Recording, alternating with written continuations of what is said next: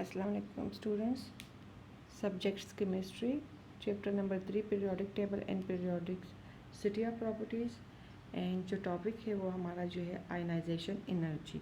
आज हमने ionization energy को क्या करना है, एक्सप्लेन करना है कि what is ionization energy and textual profile of ionization energy.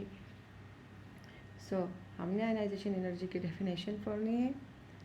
Trends and group, trends and period, reason, type of ionization energy and comparison. हमने इसको क्या करना है, कंपेयर करना है आयनाइजेशन एनर्जी को।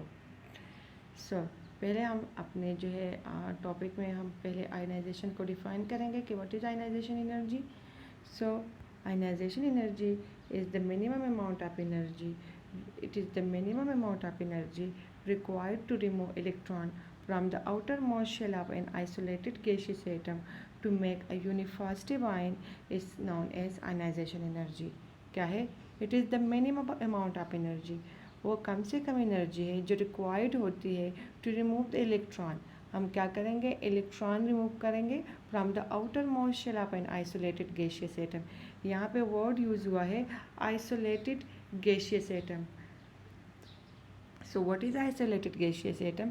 कि हमारे पास जो है, अगर फॉर एग्जांपल हम किसी भी एटम से, फॉर एग्जांपल सोडियम हमारे पास मौजूद है और सोडियम को हमने क्या करना है, उसको हमने सोडियम आयन में कन्वर्ट करना है, सोडियम प्लस आयन में या सोडियम केटायन में कन्वर्ट करना है। तो सोडियम हमारे पास जो है, अगर हमारे लेबोरेटरी में देखें तो हमारे पास सॉलिड्स के फॉर्म में मौजूद है। सॉलिड एलिमेंट है हमारे पास, सोडियम एक एलिमेंट जो सॉलिड के फॉर्म में मौजूद है। तो अगर हमने उसको क्या करना है, आयनाइज करना है, तो आयनाइज करने के लिए मैंने सोडियम को किस चीज़ में कन्वर्ट करना है, उसको मैंने सॉलिड से गैसियस स्टेट में कन्वर्ट करना है। एंड आइसोलेटेड का मतलब है कि हमारे पास हर एटम जो है वो आइसोलेटेड हो। तो हम पहले उसको गैसियस स्टेट में कन्वर्ट करेंगे।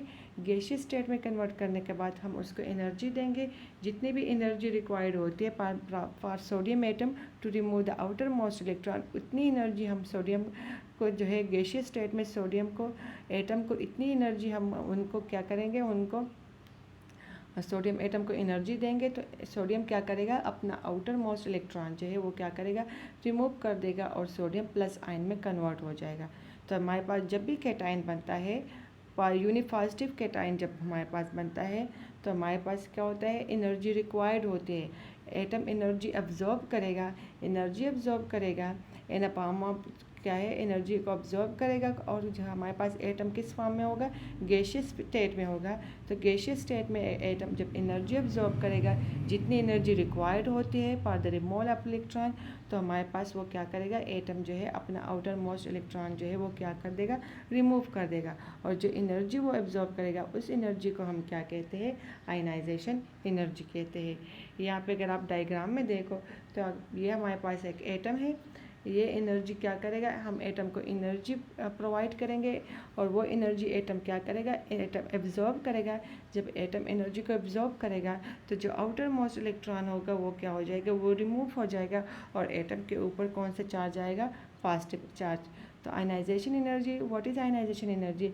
It is the minimum amount of energy, हमारे पास वो मिनिमम अमाउंट ऑफ एनर्जी है टू रिक्वायर्ड, एटम को रिक्वायर्ड होती है, एटम इस एनर्जी को एब्जॉर्ब करेगा to remove the electron from the outer most shell.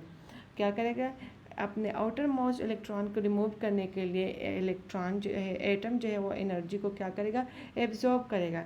And atom जो है हमारे पास किस फॉर्म में होगा, आइसोलेटेड गैसियस एटम होगा। तो जब हम आइसोलेटेड गैसियस एटम को एनर्जी क्या करेगा, वो एनर्जी एब्जॉर्ब करेगा, तो हमारे पास क्या होगा, हमारा वो जो है यूनिपॉजिटिव कैटायन में कन्वर्ट हो जाएगा। अपना आउटर मोस्ट इलेक्ट्रॉन रिमूव करके वो पॉजिटिव चार्ज कैटायन में कन्वर्ट हो जाएगा। अब क्या है, मेजरिंग यूनिट, तो हमारे पास जो एनर्जी है, आयनाइजेशन एनर्जी हमारे पास एनर्जी है, तो इसका जो मेजरिंग यूनिट है, तो हमारे पास जो एसआई यूनिट है, जो एसआई यूनिट है वो क्या है, किलो जॉल पर मोल। हमारे पास जो आयनाइजेशन एनर्जी का जो एसआई यूनिट है वो क्या है, किलो जॉल पर मोल। हमारे पास जो एनर्जी हम एटम जो एनर्जी एब्जॉर्ब करता है वो कौन से यूनिट में एब्जॉर्ब करता है, उसको हम कौन से यूनिट में डिटरमाइन करते हैं, किलो जॉल पर मोल में। हमारे पास पर मोल में हम उस एनर्जी को क्या करते हैं, उस एनर्जी को मेजर करते हैं। अब हमारे पास क्या है, ट्रेंड अलोंग द ग्रुप, कि हमारे पास पीरियोडिक टेबल में हमारे पास जो है आयनाइजेशन एनर्जी का ट्रेंड क्या है, from top to bottom across the group and from left to right across the period हमारे पास जो है आयनाइजेशन एनर्जी का ट्रेंड जो है वो पीरियोडिक टेबल में किस तरह है। सो पहले हम क्या पढ़ेंगे, ट्रेंड अक्रॉस द ग्रुप, कि हमारे पास अक्रॉस द ग्रुप जो है फ्रॉम टॉप टू बॉटम जब हम पीरियोडिक टेबल में जाते हैं तो हमारे पास आयनाइजेशन एनर्जी में क्या चेंजेस आते हैं। the value of ionization energy decreases from top to bottom। जब हम फ्रॉम टॉप टू बॉटम जाते हैं तो आयनाइजेशन एनर्जी की वैल्यू जो है वो क्या हो रही होती है, डिक्रीज़ हो रही होती है। तो रीज़न क्या है कि as we move from top to bottom तो हमारे पास क्या हो रहा होता है, atomic size increases, atomic size increases, so the hold of the nucleus on the outermost electron decreases, therefore the value of ionization energy decreases। कि जब हम फ्रॉम टॉप टू बॉटम जाते हैं तो न्यूक्लियस का साइज़ इंक्रीज़ हो रहा है, साइज़ इंक्रीज़ हो रहा है तो the hold of nucleus on the outer most electron decreases. इसका मतलब क्या है कि शील्डिंग इफेक्ट इंक्रीज़ हो रहा है। शील्डिंग इफेक्ट क्यों इंक्रीज़ हो रहा है, एनर्शियल इंक्रीज़ हो रहे हैं तो न्यूक्लियस जो है वो आउटर मोस्ट इलेक्ट्रॉन को ज़्यादा अपनी तरफ अट्रैक्ट नहीं कर रहा, तो इसका मतलब है कि शील्डिंग इफेक्ट इंक्रीज़ हो रहा है। तो डेट्स वाई जो है आयनाइजेशन एनर्जी क्या हो रही है, डिक्रीज़ हो रही है। Mean from top to bottom जब हम जाते हैं तो साइज़ ऑफ एटम इंक्रीज़ हो रहा होता है, साइज़ ऑफ एटम इंक्रीज़ हो रहा है। यहाँ पे आप देखो तो यहाँ पे लिखा है from top to bottom ionization energy क्या हो रही है, इंक्रीज़ हो रही है, सॉरी डिक्रीज़ हो रही है। क्यों डिक्रीज़ हो रही है कि फ्रॉम टॉप टू बॉटम जब हम जाते हैं तो साइज़ ऑफ एटम इंक्रीज़ हो रहा है। साइज़ ऑफ एटम क्यों इंक्रीज़ हो रहा है, number of electronic shell increase हो रहे हैं, number of electronic shell increase हो रहे हैं तो न्यूक्लियस जो है वो आउटर मोस्ट इलेक्ट्रॉन्स को इतना इफेक्टिवली अपनी तरफ जो है अट्रैक्ट नहीं कर रहा होता है।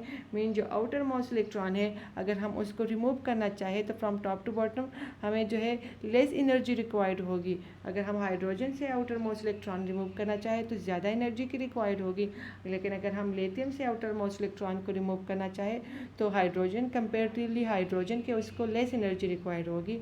और अगर हम सोडियम के आउटर मोस्ट इलेक्ट्रॉन को रिमूव करना चाहें तो उसकी कंपेरेटिवली लिथियम जो है और लेस एनर्जी की रिक्वायर्ड होगी to remove the outer most electron, because के from top to bottom number of energy जो है number of electronic shell increases, the hold of nucleus on the outermost electron decreases. As a result, less energy is required to remove the outermost electron from isolated gaseous atom। क्या कि हमारे पास less energy required होगी जो है outer most electron को remove करने के लिए। नेक्स्ट क्या है, trend across the periods. So the value of ionization energy increases from left to right. From left to right हम जाते हैं तो आयनाइजेशन एनर्जी की वैल्यू क्या हो रही है, इंक्रीज हो रही है। क्यों इंक्रीज हो रही है, रीज़न क्या है, as we move from left to right across the period size decreases. क्या हो रहा है, from left to right size decrease हो रहा है। So the hold of nucleus and the outer most electron increases. क्या है, साइज डिक्रीज होगा तो न्यूक्लियस जो है वो आउटर मोस्ट इलेक्ट्रॉन को ज़्यादा अपनी तरफ अट्रैक्ट करेगा, उसको ज़्यादा होल्ड रखेगा। न्यूक्लियस का होल्ड जो है वो आउटर मोस्ट इलेक्ट्रॉन पे इंक्रीज हो रहा है फ्रॉम लेफ्ट टू राइट। क्यों, because the size of the atom decreases from left to right due to charge. क्या है कि हमारे पास न्यूक्लियस पे फ्रॉम लेफ्ट टू राइट जब हम मूव कर रहे होते हैं तो charge of nucleus increases, nucleus के ऊपर पॉजिटिव चार्ज इंक्रीज हो रहा होता है। एज अ रिजल्ट जो है hold on nucleus on the outer most electron increase हो रहा होता है। और हमारे पास और क्या हो रहा होता है कि हमारे पास एज अ रिजल्ट एटम का साइज डिक्रीज हो रहा होता है। So that's why the value of ionization energy increases. Mean कि हमारे पास मोर एनर्जी रिक्वायर्ड होगी। अगर हम from left to right move करेंगे तो ज़्यादा एनर्जी रिक्वायर्ड होगी to remove the outer most electron from the isolated gaseous atom. कि आइसोलेटेड गैशियस एटम से अगर हम इलेक्ट्रॉन रिमूव करना चाहें तो फ्रॉम लेफ्ट टू राइट जो है ज़्यादा एनर्जी रिक्वायर्ड होगी। क्यों, क्योंकि हमारे पास साइज़ ऑफ एटम डिक्रीज़ हो रहा है और साइज़ ऑफ एटम जितना डिक्रीज़ होगा उतना ज़्यादा न्यूक्लियस का होल्ड अपने आउटर मोस्ट इलेक्ट्रॉन पे क्या होगा, ज़्यादा होगा। तो यहाँ पे अगर आप इस यहाँ पे पीरियोडिक टेबल को देखो तो लिखा है from top to bottom ionization energy decreases and from left to right ionization energy increases. From top to bottom क्यों डिक्रीज हो रही है, because the number of electronic shell increases, size of atom increases, as a result the hold of nucleus on the outer most electron decreases. So less energy is required to remove the outer most electron from the isolated gaseous atom across the group. And from left to right, ionization energy increases. Why? Because the charge on nucleus increases. As a result, the hold of nucleus on the outermost electron increases. As a result, the size of atom decreases and ionization energy increases. So more energy is required to remove the outermost electron from the isolated gaseous atom. So ये था ionization energy का trend across the period and across the group. अब हमने पढ़ना है type of ionization energy. So there are ionization energy है two type. हमारे पास two type of ionization energy है. First ionization energy and the second one is second ionization energy. So अगर आप देखो तो नेम से हमारे पास इंडिकेट हो रहा है कि first ionization energy mean to remove the first electron. जब हम फर्स्ट इलेक्ट्रॉन किसी एटम से रिमूव करते हैं तो जो एनर्जी रिक्वायर्ड होती है उसको हम क्या कहते हैं? फर्स्ट आयनाइजेशन एनर्जी कहते हैं. So the minimum amount of energy required to remove first electron from the outer most shell of an isolated gaseous atom to make a unipositive cation is known as first ionization energy, and it is denoted by I1 and its value is less than the second ionization energy. क्या है first ionization energy? जब हम किसी atom से first electron remove कर रहे होते हैं तो उसको हम क्या कहते हैं? फर्स्ट आयनाइजेशन एनर्जी कहते हैं. To form a unipositive cation. पहला जो हमारे पास केटाइन बनेगा, कौन सा केटाइन बनेगा? यूनिपॉजिटिव केटाइन बनेगा. और इसको हम किस चीज़ से डोनेट करते हैं? I1 से. I stand for ionization energy and 1 is first ionization energy. और हमारे पास फर्स्ट आयनाइजेशन एनर्जी की वैल्यू हमेशा लेस होती है as compare to second ionization energy. तो यहाँ पे एग्जांपल में क्या है कि हमारे पास सोडियम एक एटम है. फर्स्ट शेल में हमारे पास 2 इलेक्ट्रॉन होते हैं, सेकंड शेल में 8 एंड लास्ट शेल में हमारे पास 1 इलेक्ट्रॉन होता है. अब हमने क्या करना है? सोडियम के एटम से उसका जो आउटर मोस्ट इलेक्ट्रॉन है वो क्या करना है? रिमूव करना है. सो प्लस हमने जो I1 लिखा है, it is the ionization energy. ये वो आयनाइजेशन एनर्जी है जो सोडियम एटम एब्जॉर्ब करेगा for the removal of electron, for the removal of outer most electron. जब सोडियम इतनी एनर्जी एब्जॉर्ब करेगा तो हमारे पास सोडियम अपना आउटर मोस्ट इलेक्ट्रॉन रिमूव करेगा. आउटर मोस्ट इलेक्ट्रॉन रिमूव करने के बाद सोडियम के ऊपर कौन सा चार्ज आता है? पॉजिटिव चार्ज आएगा. और ये 1e माइनस जो है जिसके ऊपर नेगेटिव चार्ज है, ये हमारे पास वो इलेक्ट्रॉन है जो सोडियम एटम क्या कर रहा है? रिमूव कर रहा है. तो रिजल्ट में हमारे पास सोडियम आयन बनेगा, पॉजिटिव आयन. और 1 इलेक्ट्रॉन जो सोडियम एटम रिमूव कर रहा है तो ये वो वाला इलेक्ट्रॉन है. अब what is second ionization energy? So the amount of energy required to remove an electron from the outermost shell of an isolated gaseous atom of a unipositive cation to make it dipositive cation is known as second ionization energy. अब हमारे पास हमने second ionization energy क्या है? जो हमारे पास already unipositive cation मौजूद है. हमारे पास जो unipositive cation first ionization energy की वजह से जो यूनिपॉजिटिव केटाइन बना है, उसी यूनिपॉजिटिव केटाइन से हमने एक और इलेक्ट्रॉन क्या करना है? इलेक्ट्रॉन जो है उससे क्या करना है? रिमूव करना है, ताकि हमारे पास डाईपॉजिटिव, यहाँ पे डाईपॉजिटिव केटाइन हमारे पास बने. क्या? जिसके ऊपर क्या हो? +2 चार्ज हो. डाईपॉजिटिव केटाइन का मतलब है कि उसके ऊपर क्या हो? +2 चार्ज हो. और उसको हम किस चीज़ से डोनेट करेंगे? I2 से डोनेट करेंगे. तो हमारे पास जो है आपने पढ़ा कि फर्स्ट आयनाइजेशन एनर्जी जो है वो लेस होती है, सेकंड आयनाइजेशन एनर्जी हमारे पास क्या होती है? मोर होती है. क्यों मोर होती है? क्योंकि हमारे पास जब हम फर्स्ट इलेक्ट्रॉन रिमूव कर रहे होते हैं तो हमारे पास एटम न्यूट्रल के फॉर्म में होता है, न्यूट्रल एटम होता है. तो न्यूट्रल एटम में हमने क्या करना होता है? इलेक्ट्रॉन रिमूव करना होता है. अब जब हम दूसरा इलेक्ट्रॉन रिमूव करना चाहें तो दूसरा इलेक्ट्रॉन हम क्या करते हैं? हम चार्ज पार्टिकल से रिमूव करते हैं. कौन सा चार्ज पार्टिकल होता है? पॉजिटिव चार्ज पार्टिकल होता है. इसका मतलब है कि न्यूक्लियस में नंबर ऑफ प्रोटॉन अब ज़्यादा है, नंबर ऑफ प्रोटॉन ज़्यादा है as compare to number of electrons. तो न्यूक्लियस जो है वो अपना आउटर मोस्ट इलेक्ट्रॉन को ज़्यादा अट्रैक्ट करेगा. तो एज अ रिज़ल्ट जो हमारे पास पॉजिटिव, जो न्यूली पॉजिटिव केटाइन होता है, उसका जो साइज़ होता है, एटॉमिक साइज़ जो होता है वो स्मॉलर होता है as compare to the neutral atom.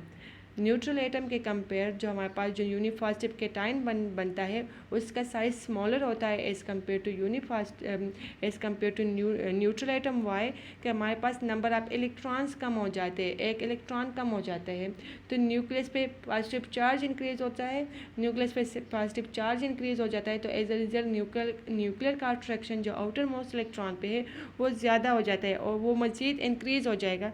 तो एज अ रिज़ल्ट अगर हम सेकंड इलेक्ट्रॉन रिमूव करना चाहें तो सेकंड इलेक्ट्रॉन रिमूव करने के लिए हमारे पास मोर एनर्जी रिक्वायर्ड होगी। एक तो यहाँ पे अगर हम देखें तो सोडियम का यहाँ पे सोडियम पॉजिटिव फॉर्म में है, पॉजिटिव फॉर्म में है मतलब सोडियम अपना एक इलेक्ट्रॉन ऑलरेडी लॉस कर चुका है। तो अब हम सोडियम से दूसरा इलेक्ट्रॉन रिमूव करना चाह रहे हैं, तो दूसरा रिमूव करने के लिए हमें ज़्यादा एनर्जी जो I2 होगी वो ज़्यादा एनर्जी हमें रिक्वायर्ड होगी to remove the second electron from sodium cation. Sodium के केटाइन से हम जब सेकंड इलेक्ट्रॉन निकालेंगे तो ज़्यादा एनर्जी रिक्वायर्ड होगी, और जब हम सेकंड इलेक्ट्रॉन रिमूव करेंगे ये वाला जो सेकंड इलेक्ट्रॉन है, तो जब हम सेकंड इलेक्ट्रॉन रिमूव करेंगे तो सोडियम पे कौन सा चार्ज आएगा, सोडियम प्लस पे +2 चार्ज आएगा, और हमारे पास सेकंड आयनाइजेशन एनर्जी क्यों ज़्यादा होती है, क्यों ज़्यादा होती है as compare to I1 first ionization energy. तो बिकॉज कि हम फर्स्ट आयनाइजेशन एनर्जी में हम एटम जो है न्यूट्रल एटम से हम इलेक्ट्रॉन को रिमूव कर रहे होते हैं, जबकि सेकंड आयनाइजेशन एनर्जी के लिए जब हम सेकंड इलेक्ट्रॉन रिमूव कर रहे हैं तो हमारे पास जो एटम होता है वो हमारे पास केटाइन के फॉर्म में मौजूद रहता है। एटम के ऊपर कौन सा चार्ज होगा, फर्स्ट चार्ज होगा, और मैंने आपको कहा कि केटाइन का जो हमारे पास एटॉमिक साइज़ है, केटाइन का जो साइज़ होता है वो क्या है, वो कंपेरेटिवली न्यूट्रल एटम से हमारे पास क्या होता है, लेस होता है। केटाइन का साइज़ जो है वो छोटा होता है, स्मॉलर होता है as compare to neutral atom. So that's why second ionization energy is higher than first ionization energy. अब कंपेयर इन द वैल्यूज़ के हम इसके वैल्यूज़ को कंपेयर करेंगे कि फर्स्ट आयनाइजेशन की वैल्यू क्यों लेस होती है as compare to second ionization energy. So the value of first ionization energy is less than second ionization energy because first ionization energy electron is removed from the neutral atom where the attraction of the nucleus on the outermost electron is less। मैंने आपको कहा कि first ionization energy क्यों less होती है, क्योंकि हम neutral atom से इलेक्ट्रॉन रिमूव कर रहे होते हैं। न्यूट्रल एटम का जो न्यूक्लियस का अट्रैक्शन होता है on the outer most electron वो लेस होता है as compare to the cation. उसके केटाइन के कंपेरेटिवली वो जो है न्यूट्रल एटम का जो हमारे पास क्या होता है, न्यूक्लियस का अट्रैक्शन होता है अपने आउटर मोस्ट शेल पे, वो लेस होता है।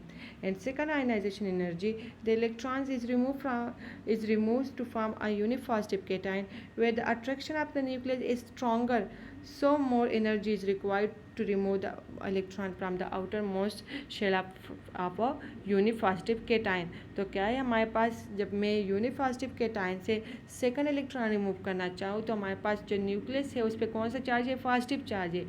इट्स मीन्स कि न्यूक्लियस का चार्ज इंक्रीज हो गया है। हमारे पास न्यूक्लियस में नंबर ऑफ प्रोटॉन ज़्यादा है एज़ कम्पेयर टू इलेक्ट्रॉन, क्योंकि एक इलेक्ट्रॉन क्या हो गया है, रिमूव हो चुका है ऑलरेडी। तो हमारे पास अब न्यूक्लियस का फुल जो है ऑन आउटर मोस्ट इलेक्ट्रॉन वो इंक्रीज़ हो गया है। सो अगर हमारे पास न्यूक्लियस जो है वो आउटर मोस्ट इलेक्ट्रॉन को ज़्यादा अपनी तरफ अट्रैक्ट करेगा, तो इट्स मीन कि हमारे पास ज़्यादा एनर्जी रिक्वायर्ड होगी to remove the outer most electron. तो ये था आज का हमारा lecture about ionization energy. Okay बच्चों, अल्लाह हाफिज़।